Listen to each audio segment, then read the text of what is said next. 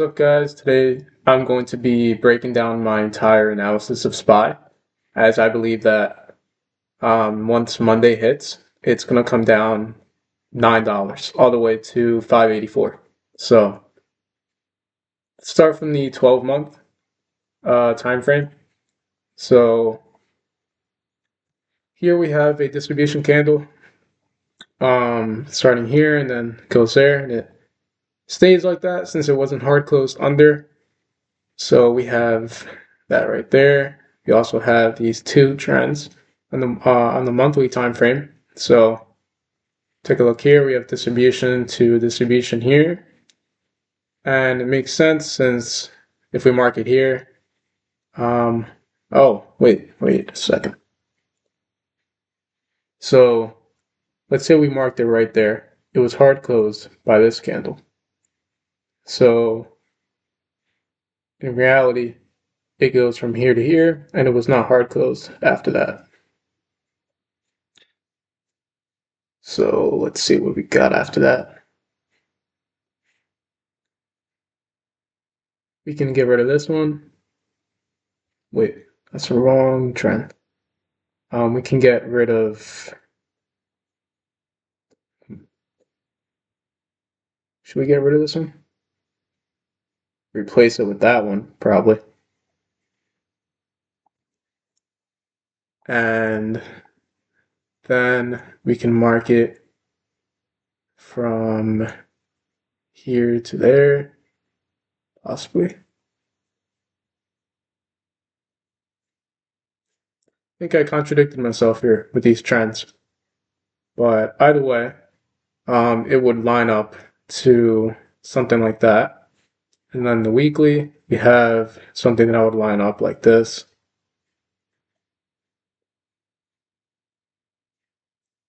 And then on the daily, nothing. So weekly, we have a couple hold levels here.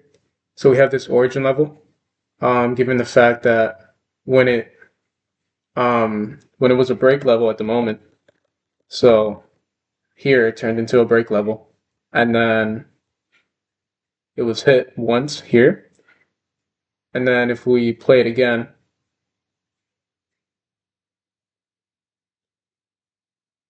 it was hit again, so that now makes it an origin level since there was a candle in between. So it's been tested twice, and it tried to break under, but it didn't. Keep going. We are now here, and it got hit again for a third time.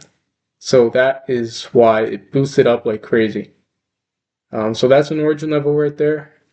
Weekly trend right there. Given the fact that it was hard closed by this candle, then we have a weekly hold level.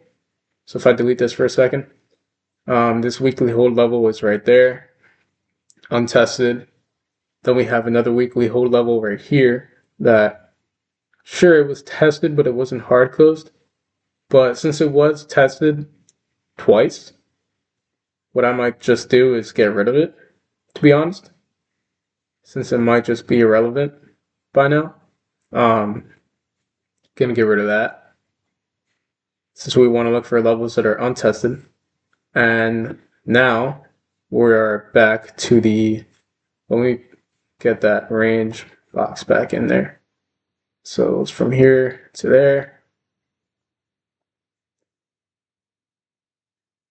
Just like that. And just to review or double check one more time, this is what it looks like. So hold level here was tested twice. Hold level here was also tested. I want to say twice. Origin level right there, and then hold level right there, which is untested. So far that's what we have in the weekly. Now, let me change the visibility on this one.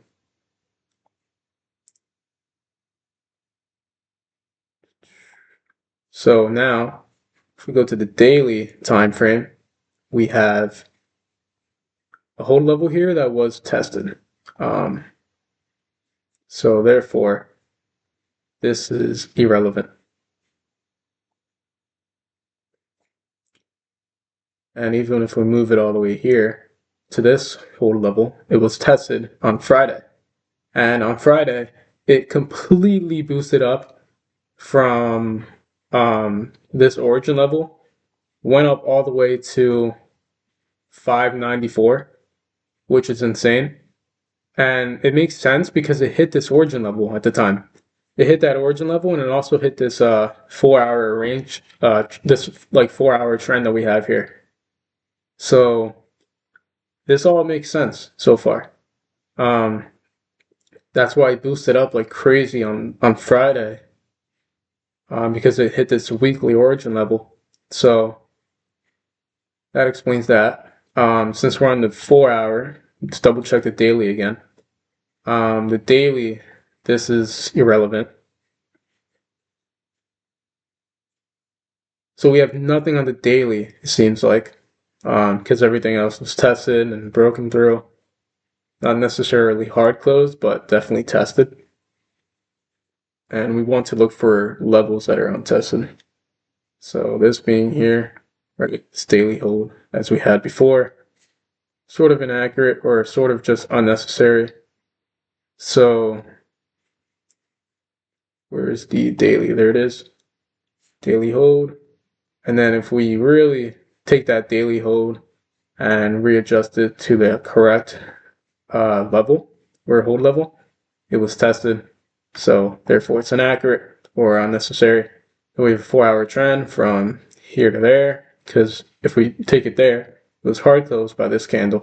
It was hard closed by this candle first, then it was hard closed by this one right after.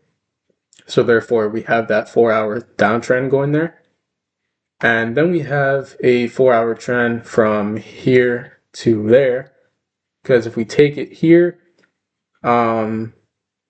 it was hard closed by this candle. So therefore we readapted to this one. So far this is what we have on the 4 hour. Now, just to review, this was a tested level. This was another tested level that, well, this was untested. However, because it was untested, it's still under this weekly trend line. But what I'm going to do is actually keep this here. I'm going to mark it 4 hour hold level right there. So that is the level that we have to break, or at least touch. But we won't touch that until we break through this 4 hour trend or downtrend. So now that we have, well, actually, body and wick, it's basically the same level, whether you mark it on the body or the wick. The only difference is that you're getting it for a cheaper or better price, pretty much, and that's it. So technically, if we put it down here, it was tested twice. So therefore, marking it there is like pretty unnecessary, because it's the same exact level, just a greedier price, basically. So let's see what we have in the 1 hour. All right. So in the 1 hour, we also have another trend that we made here based on Friday. So initially, the trend looked like this on the 1 hour, and then it just readapted to here because that's the candle that was hard closed. So now we have two trend lines here. Technically, even if we mark another one on 15, it just doesn't make sense. So, for example, if we did that to that, it was hard closed by this one, and then hard closed by this candle, and then so on, so forth, till we get to there on the 15. So let's actually rewind that here to there on the 15.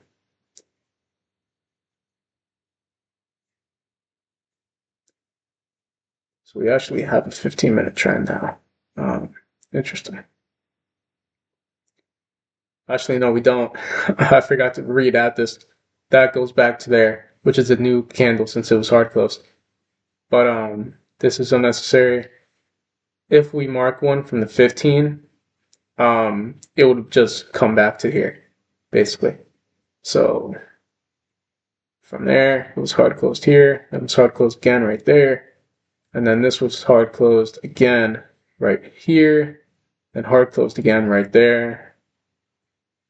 I guess we can keep that 15-minute downtrend there. Why not?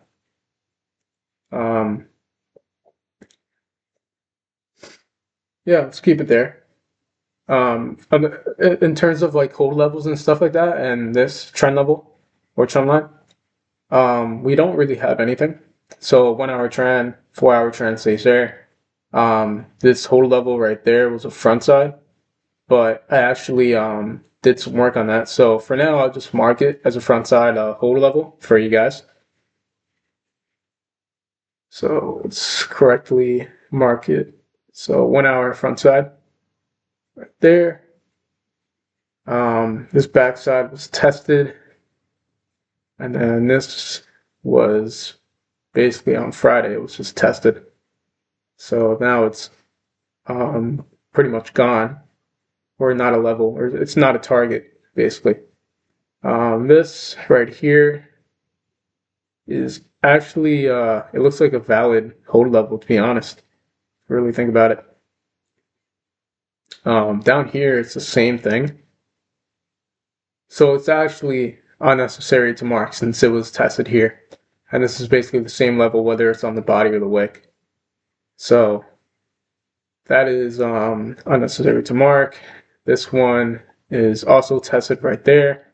So we have nothing up here, it seems like. And here we have nothing as well except for this front side hold level. So we have the front side hold level right there. Then if we go to the 15, we have to readapt. If we really want to be as accurate as possible, we got to readapt this front side. So the front side would then move to here on the 15-minute. And if we look at the trend again, nothing to change there. We have this 15-minute trend going from there. Well, if we redo it, going from there to there, and hard closed by this. And it was not hard closed here, so we can't put that there. But let's keep that there for now, right? So we then have 5-minute time frame. I don't want to readapt that because it wouldn't make sense. But we do have this 1 hour front side hold, which is technically a 15-minute. So if I change it to a 15-minute front side hold, that's what it was when we readapted it. And now if we readapt it again to the correct front side hold. So if we want to be as accurate as possible or just more accurate, we go down in time to all the way down to the 1 minute. So we have that 15-minute front side that now becomes a 5-minute front side hold. So let's mark that. And now that we have a 5-minute front side hold, none of this is important, by the way, since this is only, like, for example, if we mark this hold level, it's unnecessary because it doesn't exist on a time frame higher than it. And when it comes to charting and stuff, you have to work from, like, you got to work on, from the, how would I say it? You got to work from time frame to time frame down, if that makes sense. So you got to work, like, forward in time. Not backwards. So you got to move down in time is what I'm trying to say. So start at the 12-month and 1 month, weekly, daily, 4 hour, 1 hour, 15. Then that's how we got to this front side hold level in this 5-minute, which basically makes something like this like unnecessary completely because it doesn't exist on the 15 or the 1 hour, or the 4 hour. So the only thing that really exists in these bigger time frames is a hold level here that was already tested. And then on the 1 hour, this front side hold that we readapted, then it was right here, and then we readapted it here on the 15, and now we readapted that 15 down to here to the 5-minute. So this is how we get really like insanely accurate on our predictions. So This is the start of the valley. It's 2 candles. And then if we go down to the 3-minute, we then readapt it again right there. Or we can even readapt it here, but I want to be safer, and I want to readapt it right there. So 3-minute front side hold right there. And then if we readapt it again, then we come all the way down to here, which is where I had it before I started this video. So this is like how you get as accurate as possible, honestly. And it's pretty like insane. So I'm calling shots on SPY going down to 584 on Monday, like at the lowest. If it breaks under this trend, this 15-minute trend, because it would have to break under this trend in order to go down to that level by the time the day is done. Especially if you look at it from a bigger hindsight view, it's literally like there's nothing stopping this from going all the way down to 584 again or around here. Like there's literally nothing stopping it. There's no trend because our trend is right here and it wasn't hard closed over. So technically, like there's nothing stopping us really. So let's just review everything. So 1 hour trend right there. This candle to that candle. Hold level was readapted, as we said. This could technically be the backside, but this backside was tested right here. So therefore, not a level that we want to mark. We only want to mark levels that are untested, unless it's a weekly origin level, which has been tested. That's the only time you really want to mark a tested level. But then we have the 15-minute. We go from this 1 hour trend, this hard close candle, all the way down to this next or final hard close candle. So based off of this, since we didn't hard close this trend, and since we hit this, it was originally a 1 hour front side hold here, which is what it hit. That combined with these two trends, or just the 4 hour trend, if we really want to just mark that one, that combination is only like basically, it's only gonna cause SPY to significantly just drop down from where it is at the moment. So again, the real target is basically hitting trend. So if we hit trend like around, I don't know, 589 maybe, if we hit that trend and then we break under, like maybe we'll like cause something like this and then just, I don't know, maybe spiral down. If that happens, we're coming all the way down to 584. So I'm calling shots on SPY coming down to 584 if it breaks on the trend. But if not, then it most likely will just go from here down to a $4, maybe at the most a $5-6 move. But if we really wanted to just completely like, if we really want to take a shot, it's coming down all the way to 584. So that's just me charting SPY. This is what I believe is going to happen. So again, thanks for watching. Before I end this video, I just want to review this frontside hold one more time, just in case we missed something.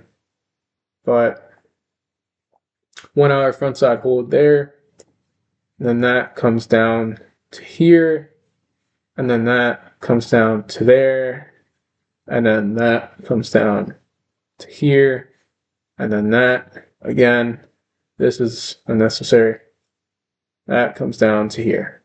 So yeah, I guess it's confirmed. Again, maybe if it breaks, well, not maybe, if it does break under this trend, it's definitely going to spiral down 100%, and it's just going to completely just sink. So Yeah, thanks for watching. Just to basically reconfirm, I believe that SPY is going to hit $9. So I believe it's going to go from 594 to 584 on Monday or on Tuesday at the latest, within those 2 days. And if not, it'll most likely just come down to a $4 or $5 move on the way down, and then from there it'll just bounce back up, hit this hold level probably, and then whatever happens after that. So yeah, thanks for watching, and stay tuned for the next video.